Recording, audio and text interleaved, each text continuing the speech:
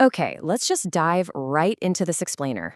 Today, we are unpacking Dr. Lawrence Osifo's completely fascinating framework on exactly why we make the mistakes we do, and more importantly, how we can build a really solid, structured path toward growth after we inevitably fall. Look, we all stumble, right? But have you ever actually stopped to wonder what drives this totally unavoidable part of the human condition? It is so incredibly easy to look at a mistake, whether yours or someone else's, and just assume it comes from a place of malice or maybe some deep character flaw. But Dr. Osifo's framework completely flips that assumption on its head. He offers this beautifully nuanced look at why making errors is literally just built into our DNA. So, to make sense of this, Dr. Osifo breaks human error down into two universal catalysts, the mind and the body. Instead of treating every single mistake as the exact same kind of failure, this framework splits our vulnerabilities into two distinct paths.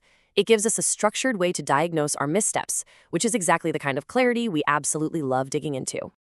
And to really illustrate this focus today, we're going to contrast two very different types of failure from the text. We have Osagi's error, which is all about missing knowledge, versus Isosa's error, which is driven by a desire for comfort.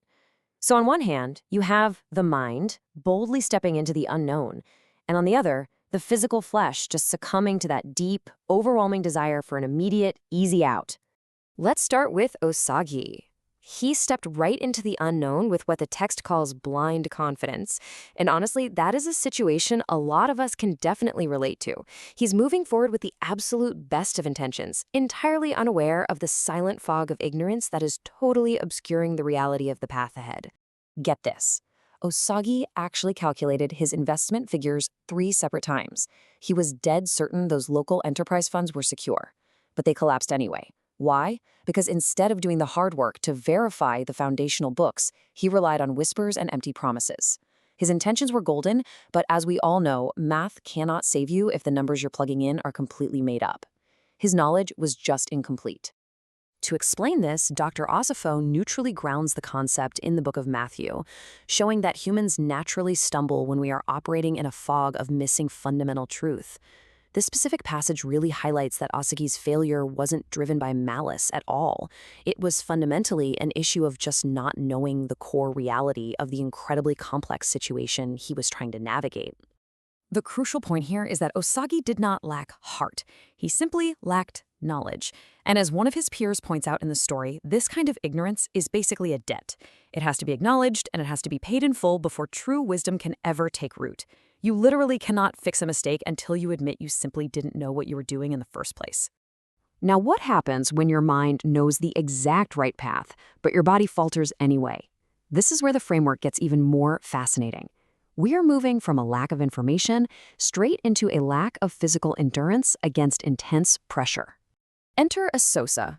She faced immense, crushing pressure to sign a contract that would solve all of her family's financial worries in a single instant. Just one signature. But doing so meant completely compromising her deep-seated integrity for some temporary relief. The knowledge of right and wrong was perfectly crystal clear to her mind. But man, the short-term comfort was intensely enticing to her current reality. Drawing again from the book of Matthew, Dr. Osifo shows that while our inner spirit truly desires to take the high road, our physical nature is just inherently fragile. Asosa's weakness isn't some rare personal anomaly. It is textbook human nature. The body is just incredibly easily enticed when the pressure is dialed all the way up. This dichotomy perfectly captures Asosa's whole internal conflict. You have a completely willing spirit battling a flesh that is trembling under the strain of wanting immediate comfort. When the pressure truly mounted, it was not a failure of her moral compass at all. It was a visceral, physical hunger for an easy exit from overwhelming stress. It's that classic battle between who we want to be and what we physically feel in the moment. Okay, so the damage is done. How do we actually recover from these dual traps of missing knowledge and overwhelming temptation? Once the local funds collapse or the pen is just hovering over that compromised contract, where do we go from there? Well, Dr. Osifo outlines a surprisingly clear path for rebuilding. Step 1 is to look squarely into the mirror of truth, completely drop our pride, and accept that humanity's blueprint is naturally flawed. We spend so much energy trying to project this image of absolute invulnerability, don't we? But true recovery really begins the exact moment we accept humility and recognize that failure is actually our greatest classroom. Dr. Osifo puts it beautifully. Mistakes aren't monstrous anomalies. Osaki's ignorance and Esosa's weakness are literally just threads of the exact same human fabric we all wear. If people view you as a failure or a monster after a mistake, the framework suggests it's only because they have completely forgotten their own fragility. We actually need error to drive our own growth. Once we finally embrace our imperfections, we need a clear, active framework to shift from passive regret to meaningful recovery. We aren't meant to just acknowledge the fall and then sit there making our bed in the dust.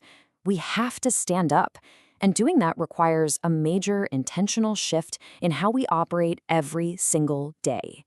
This kind of recovery requires a stance of vigilance, and that means proactively preparing for your vulnerabilities instead of just wallowing and feeling bad about them after the fact. It's about knowing exactly where your blind spots are, whether they are intellectual, like Osagi's, or circumstantial, like Isasa's, and actively guarding those areas before the pressure ever even knocks on your door.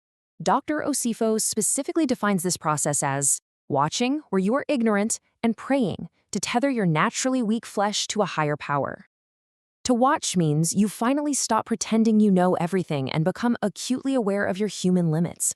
And to pray, at least in the context of this framework, is about actively seeking external strength when you know full well your own physical endurance is going to tap out.